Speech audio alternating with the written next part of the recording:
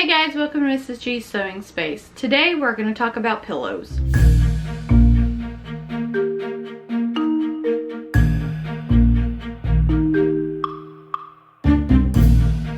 I just want to let you guys know that this is an awesome project to have as a beginner project. If you are interested in sewing, sew this first and then take off with the rest of my videos from there, because this is the project to get you started on first. Practicing your sewing skills, knowing how to put fabric together, following the directions that I've given you, and just giving you a basic hands-on experience, simple project without any major complications to make so that you get a final product. I find that when you are learning how to sew, the very basic beginning project that everybody wants to do is making pillows, because it is super simple and super easy.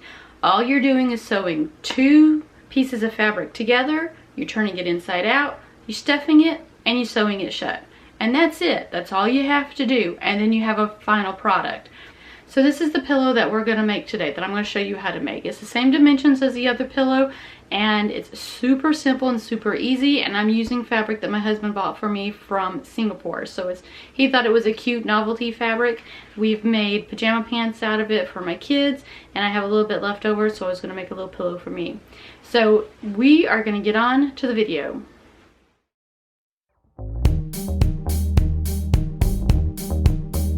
For this project, you're going to need fabric. This is a kind of a cotton quilting fabric. It's not very thick or sturdy, but it's good for pillows, and it's usually made for quilts and blankets.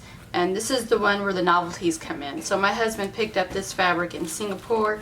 He thought it was pretty cool. I've made pajama bottoms for my girls. My grandmother-in-law has made clothes out of this for my kids. And this is a little bit that I have left over, so I'm going to make my pillow out of this. And then you need polyfill. So polyfill is all it is stuffing, basically. So if you just go to any craft store and ask for stuffing, this is what it is. It's little bitty shredded bits of polyester fabric, and that's all it is. And this is what you're going to use to stuff your pillow with.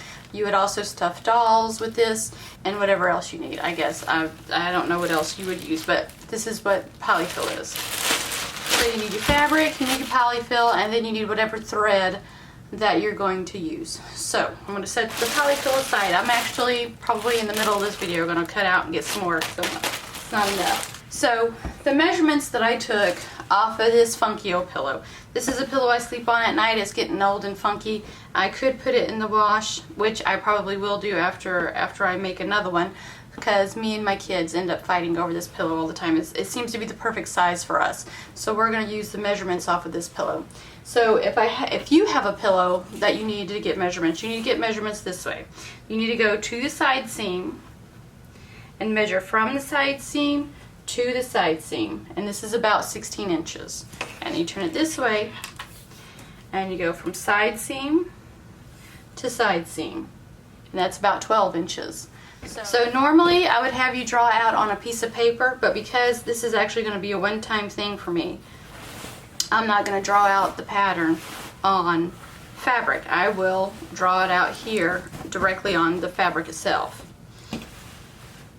So as I said, you're going to need two pieces, and you can cut it out one of two ways. So you can cut out each individual piece. So if I draw out a 12 by 16 piece here, cut that out, and then draw another 12 by 16 piece and then cut that out. Or this is the way I'm going to do it. I'm going to turn it inside out, so that way when I draw on, it'll be drawn on the back side and not the good side. And I'm going to layer it up. So double layers. So that way I have to draw the pattern once and then cut out once. And then I have all my pieces, two pieces cut out at the same time.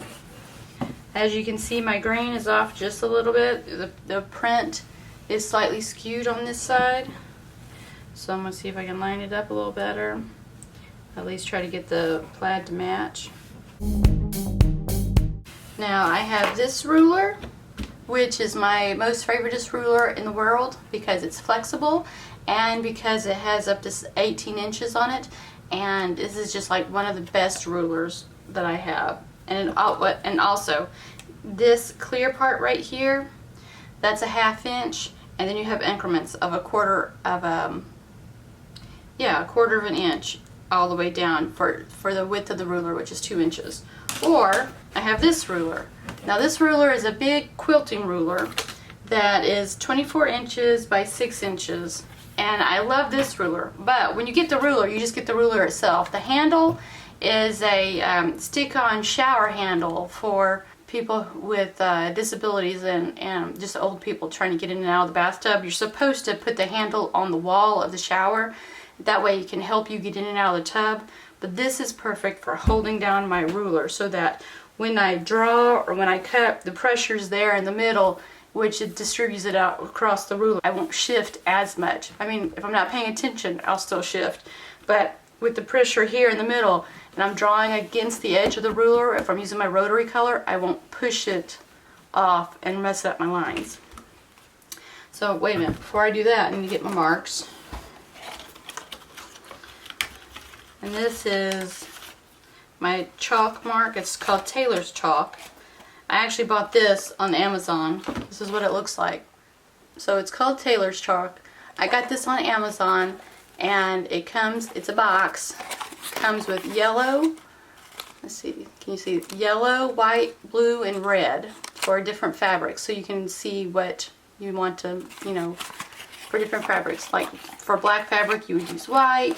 For other fabrics, like this one, it has a white background, so I'm going to use red so I can see it. Since I just recalled my seam allowances, I'm going to re-straighten this out because I didn't have enough for my seam allowances. So my pillow is going to be 12 by 16 plus seam allowances. I forgot about those the first time around. I was about to cut out an actual 12 by 16. So when I sew, I tend to have a 1/4 inch seam allowance, but I'll probably do a 1/2 inch here. So if we have 16 by 12, I need to add a 1/2 inch here, a 1/2 inch here, a 1/2 inch here, a 1/2 inch here. So a 1/2 inch plus a 1/2 inch is an inch. So I need to be 17 by 13. So that way when my finished product will be 12 by 16. And for those of you guys who are just learning how to sew, wondering why in the world would I cut it out bigger, it's because that extra fabric that we're going to be sewing together will be tucked to the inside. You can't draw out 12 by 16 because then your pillow will be smaller, because when you sew it together, you're not sewing it on your cut line. You have to sew it inside your cut line. So I'll show you in a minute. So here we go. Straighten this back out. Make sure we have enough. So I'm going to start in the corner that I've already marked over here. So we have this line right here.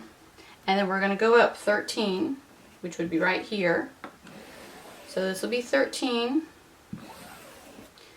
And then I'm going to come out this way. And this is going to be 17. So I'm going to put my 17 line right here on my chalk line right here. And draw out 17. Which will be right here. So then I just need to mark this line. Okay, so I've got this line, 13 by 17, and now we're just going to finish out the rest of it. So now I have my lines marked. I don't know if you'll be able to see this one very well. I don't know if you'll be able to see any of them very well, but I can see them. So I've got my 17 by 13 marked right here. I'm going to take my pins, and I'm just going to pin both layers of fabric. So can you see my pin here?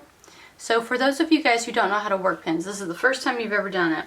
So what you want to do, you want to take the sharp point of your pin, you hold the ball or the flower or the flat end, you hold this one, this side in your hand, and you're going to stab your pin into the fabric, and then you're going to make a J shape. So you stab it in and then you pull up to catch the fabric.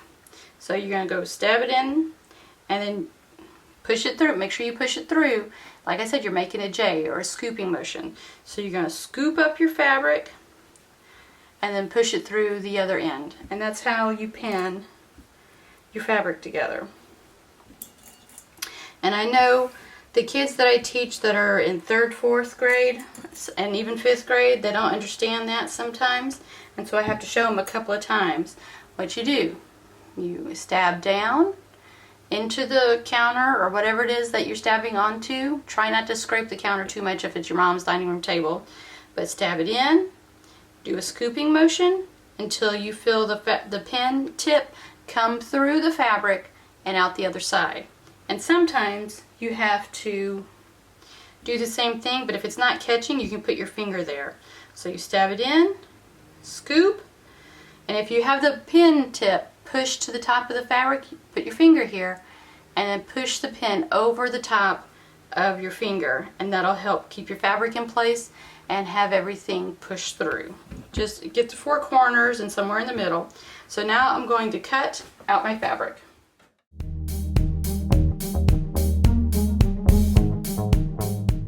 Okay, so now I have two pieces of fabric cut out that are pinned together, and we're going to set this aside and clean up our mess. I'm going to take a moment and take all that and clean it up. So, normally before I get started on any fabric is I iron it flat, just because when you are sewing you want to have flat fabric, and flat fabric without any major wrinkles, because wrinkles will add to your width or your length or whatever it is that you've cut out. See, like right here, I didn't realize there's a big wrinkle right here, so it ends up, if I ironed it out, it ends up making this piece a little tad bit longer. See over here? Ends up making it a little bit longer. So I should have ironed all this before I cut it out. But I'm going to go iron it all right now, and I'll be right back. Okay, I just got through ironing my pillow pieces, and I want you to notice here, I cut the fabric out while it was still all wrinkly, and then I went to iron it. And normally I iron everything before I cut it out, but I wanted you guys to see this is why you don't cut out your fabric first and then iron it. You see the difference here on the side? That is a major difference if you try to line up those seams now to get, if you're making clothes, to get a perfect fit. There's no way that you'd be able to get things to fit properly once you've had your fabric stretch out and now you've got all this extra fabric which you weren't counting on. And it may not seem like a whole lot right now. It only seems like, oh, that's just a little bit. We'll be fine. If you take that little bit and add it to that little bit and then add it to some more little bit that might go all the way around your torso, that little bit becomes a lot. And then all of a sudden a dress that you wanted to make that fit your waist is actually quite large. So when you sew, have an iron nearby and make sure you iron your fabric out before you cut. And ironing is a pain in the patootie, believe me, I know it's not my most favorite thing. But if you want your fabric to be cut out properly, if you want your products, whatever it is that you're making, your projects, your clothes, your accessories, whatever it is that you're making, if you want it to look nice and look professional, you've got to iron. So that's all my nagging for today. We're going to continue. So now that I've got my stuff out here on my nifty cutting mat here, I'm going to recut it so everything lines up correctly.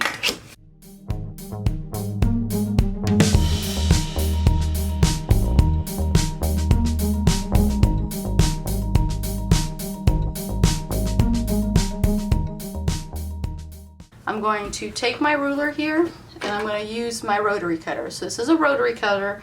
This has a blade on it, so it's very similar to a pizza cutter. This is my Olfa rotary cutter, and actually this is awesome because my safety's on. So if I push this red button, my safety's off, and then my cutter comes out, and now I can cut like a pizza.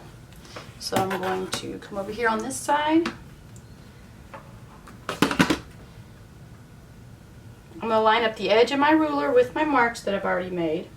And this is where this handle comes in.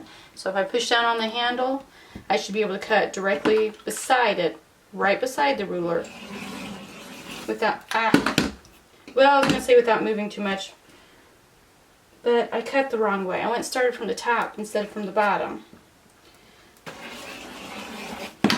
There we go.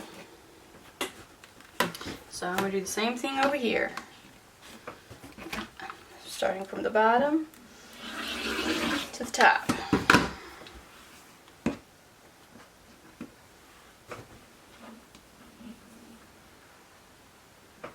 Okay, sometimes it doesn't go all the way through, so you just gotta...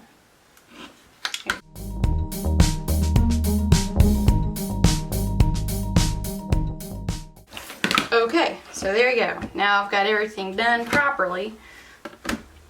I'm going to put my safety back on so it doesn't open by mistake. I'm just going to go back into my drawer. Okay, so now what I'm going to do, and I do this to show you guys. I don't expect you to actually do this when the time comes for you to sew.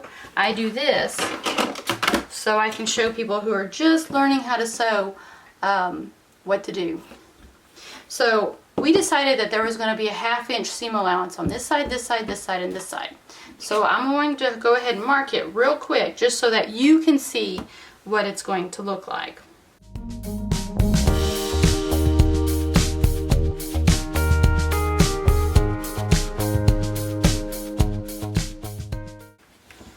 Okay, so as you can see here, and I'm hoping you can see that I have a 1/2 inch outline here at the top, here on the sides, here on the bottom, except for a space. I have the space here, which is about 3 or 4 fingers open. So this is where you do not sew. So the line that I drew out is your seam line. So I'm going to take my needle, make sure my needle goes in and out of that seam line right here. When you get better and you have more practice, you won't need to draw them out, but you can if you want to, because there's still some things that I have that I draw out the seam lines with, which just helps. But as you get used to it, there'll come times when you won't need it at all, you'll know. And you have marks on your machine, on your sewing machine, that'll help out too. So when you're sewing your pillow for the first time, I would pin it together again. So we got all our cutting done. So I'm going to pin it together, just in a couple of places, like the 4 corners, just because you don't want things to shift too much. I mean, fabric's going to shift anyways, but you don't want it shifting crazy like. Alright, so you're going to start here. When you put your fabric on your sewing machine, your sewing machine's going to push the fabric to the back. So this is how you're going to do it. So you start here and you go down. Put your needle in, you pivot, and then you continue on. And the fabric always goes to the back, so you'll be stitching this way down the next seam line until you get to the next corner. And I'll show you what I'm talking about leaving the needle in to pivot. So let's go ahead and go to the sewing machine and I'll show you what to do there. Before we get started, I wanted to show you my machine, because if you're just learning how to sew and this pillow is your first project, you're going to need to know this. So this is your hand wheel. It always turns towards you. Either you turn it, or when you run your machine, it turns on its own. But it's always turning in the direction of you. So it's always turning this way.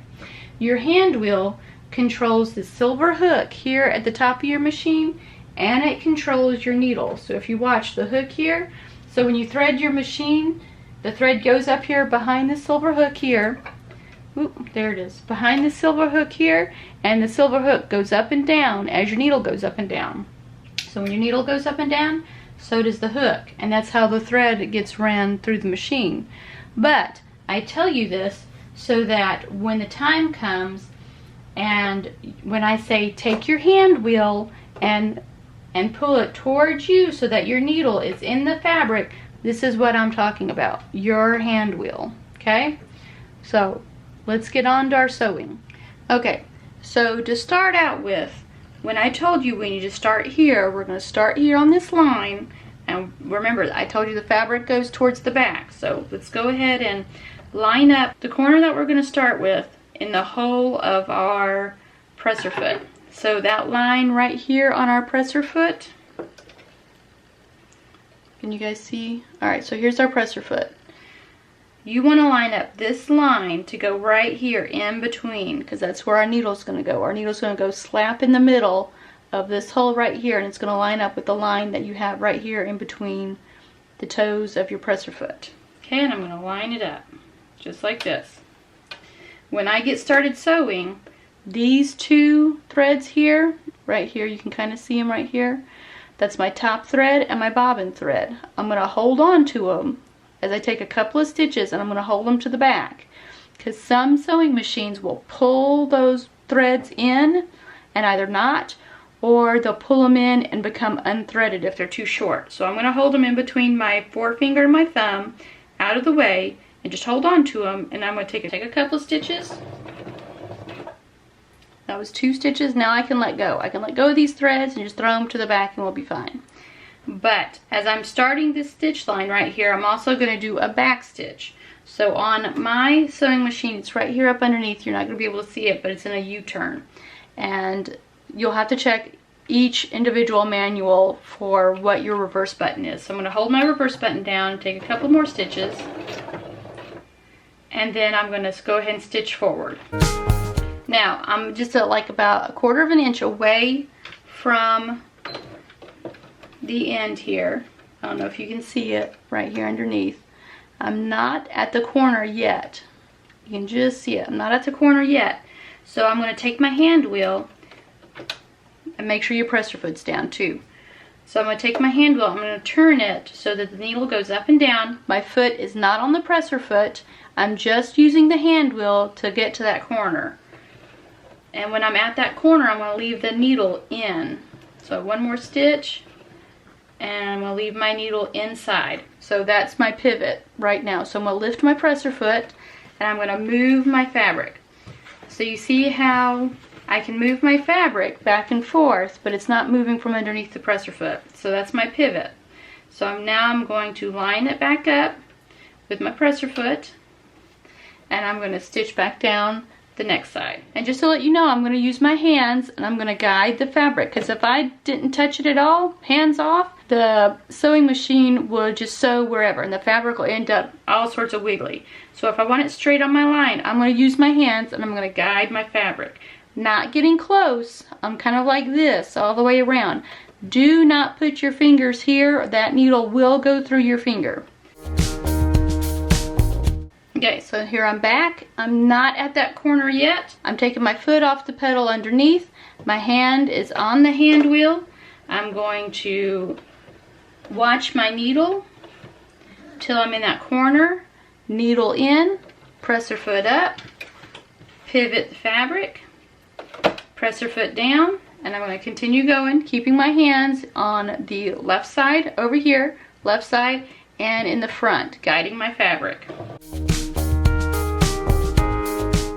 Here we go again, using my hand wheel to get that needle into the corner, leaving my needle in, raise the presser foot, foot off the sewing pedal underneath, pivot my fabric. Ooh, I'm a little ahead here, so I am going to go back and do one more.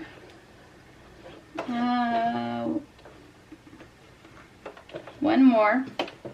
Pivot.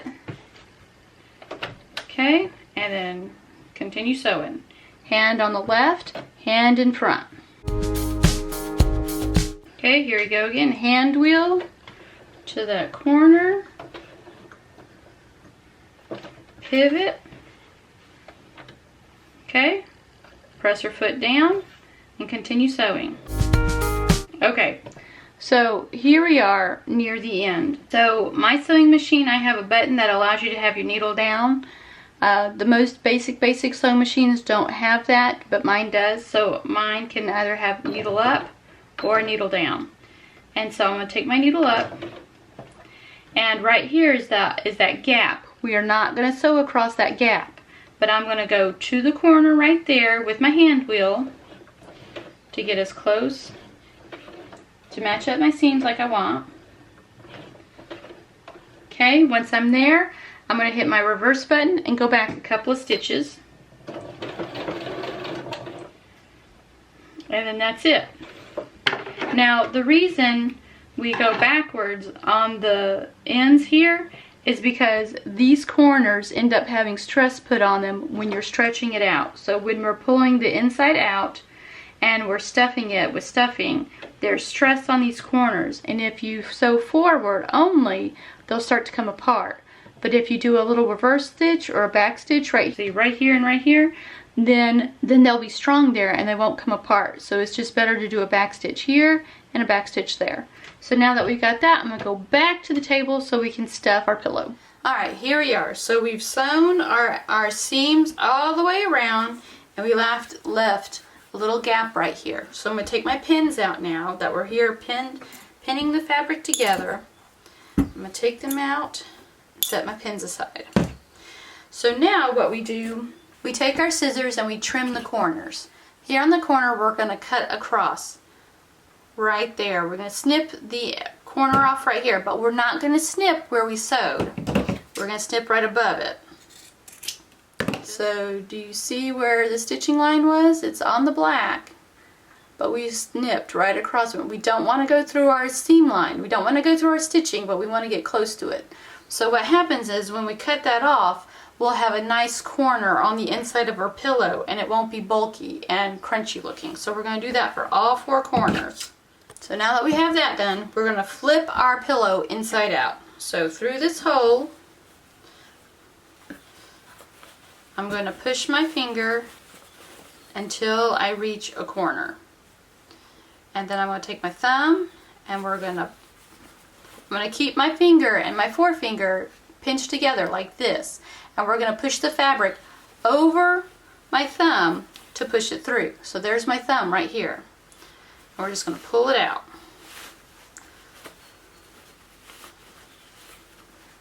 And now it's time to finagle the fabric. Okay, and now it's pulled inside out. So now we're going to take a moment and we're going to pop our corners. So you can use, this is a little ruler that I have. You can use a pencil. You can use a chopstick. When you get a bag of polyfill, you'll get a dowel that's probably about that long that you can also use to turn it inside out. I'm not going to use the pencil because sharp points like this, like on this pencil or scissors or anything, will poke a hole through your fabric. So you want to get something with a dull point. So I'm going to use this little ruler right here. I'm going to go back through the hole with my ruler into the corners and just push the fabric out. And so you have to wriggle it between your fingers and do what you can do to get that corner out nice and neat. And then once you're happy with that corner, move on to the next one.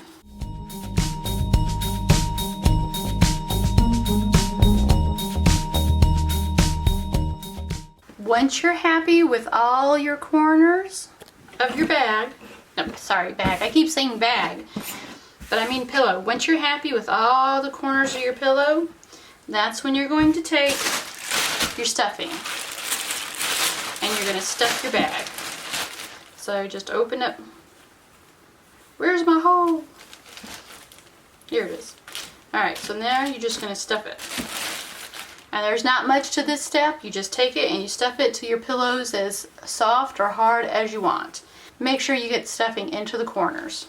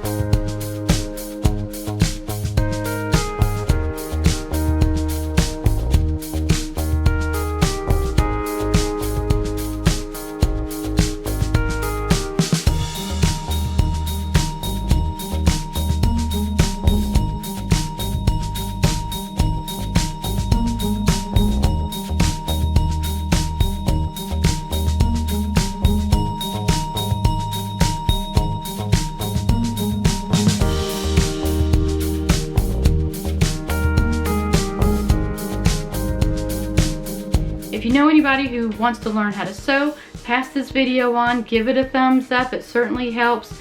Those thumbs ups, see, this one doesn't even work. It certainly helps giving thumbs up to these videos so that we can get the channel out there to anybody else who wants to learn how to sew as well. And keep coming back for more. I'll certainly have more videos coming out. Always click to subscribe, hit that like button, leave comments down below, and I'll always respond to them as best as I can. And don't forget that I have, at the end of this video, you can see all my handles for Facebook, Instagram, Pinterest, and Twitter. And I will see you guys in the next video.